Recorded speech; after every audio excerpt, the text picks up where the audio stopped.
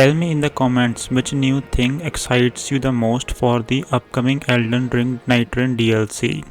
Also, thanks for all the love and support. I am trying to reach 1 million subscribers before From Software's next Souls game is released. So it will be huge if you hit the like and subscribe buttons. Elden Ring Nightreign is getting its first meaty proper named DLC next month, including new bosses, new shifting earth, and new playable Nightfarers.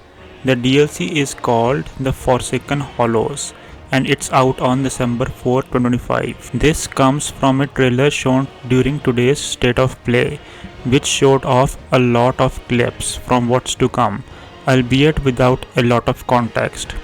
There's a clip showing what seems to be a new shifting earth known as the Great Hollow, which opens up a huge hole in the middle of a Limveld with temples, towers, and crystals sticking out. We see two new Nightfarers. The first is the Undertaker, which uses strength and faith as her primary strats, and the Scholar, which seems to be an arcane-focused magic user. There are also two new bosses that should be familiar to FromSoft veterans. Most notable is a glimpse of Artorias, subject of the original Dark Souls DLC Artorias of the Abyss. A voiceover that sounds a lot like Duchess also refers to the aftermath of the Long Night, perhaps implying that this DLC takes place after the end of Nightreign, when the Nightfarers have defeated all the Night Lords. There's also something at the beginning about the Drug Lord. From Software say Scholar Nightfarer, an academic who walks the lands between, boasting impressive arcane levels. He gains incredible advantages through battlefield observation. Undertaker Nightfarer, an abbess who was mandated to slay the Night Lord, boasting impressive strength and faith. She sends enemies to the afterlife with ruthless efficiency. Now I'm gonna give news on From Software. In recent financial disclosures, From Software showed double-digit growth in revenues and profits for the fiscal year ending March 2025. This reflects the commercial success of their major titles, including Elden Ring and its expansion spin-offs, and indicates strong momentum for the studio.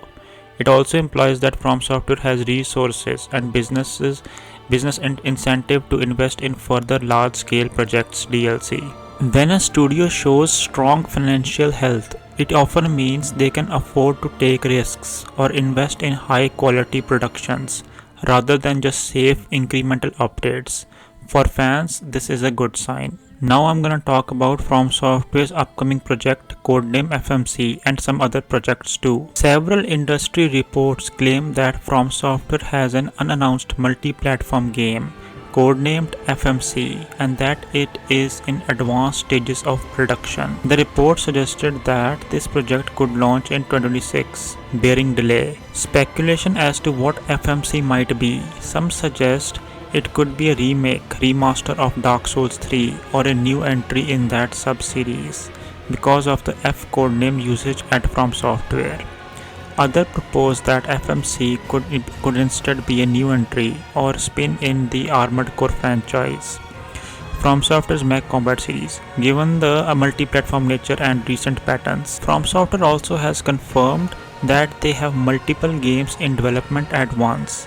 Developer comments indicate that they are not abandoning single-player games despite the multiplayer direction of the Duskbloods. Community leaks suggest things like Project CL, Spellbound, or Project Abyss as possible code names for earlier stage efforts, but reliability is low. Some Reddit discussions claim the studio began development on a new title in January 2022 under Kenneth Chan, producer.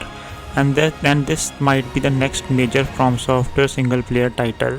Now I'm gonna give latest news on some of the best upcoming Souls-like games. Valor Mortis, the first person Souls-like action game set in an alt history Napoleonic era, is out next year, and with the developer one more level, especially pushing the Souls-likeness of the whole thing. It seems only natural that at some point before or after launch there's going to be discussion about the game's difficulty. Is it too hard? Is it hard enough? or should it have an easy mode or something else? The difficulty discussion, of course, is one that crops up every time a new Souls game is released. What makes difficulty fun and what makes it obnoxious? Should games have easy modes? What sorts of accessibility features are helpful to ensure everyone can play the game and experience its design friction as intended, without experiencing other undesirable friction due to controls or other functions? One game journalist said, "I can confirm it's pretty tough." I also spoke with game director Radoslo Ratuzunik, who says that the team is still in discussions as to how they will approach all this.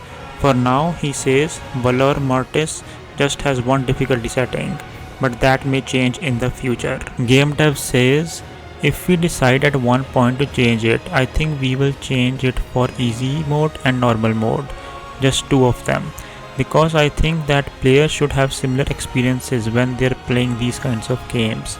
So personally, I am fine with the easy mode. If someone wants to just experience the story, learn a little bit about how the game works.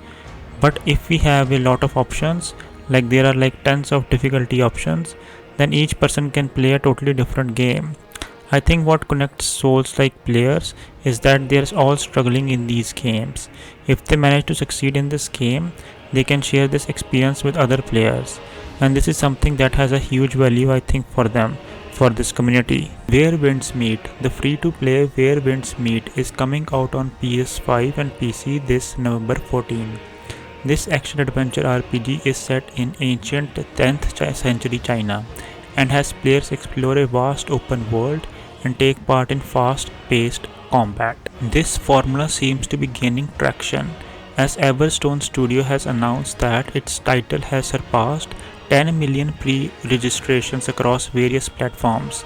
This is a resounding success for a completely new IP. Upon launch, Where Winds Meet will feature cross-play, allowing PS5 and PC players to play together.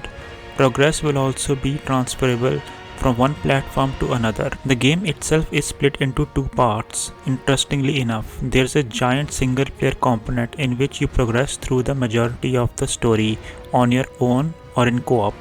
There's also a large multiplayer half to the game in which you can join guilds, take on dungeons, raids, PvP battles and more. As part of hitting that 10 million pre-registration figure, players will receive an in-game thank you gift on launch, which is a nice touch.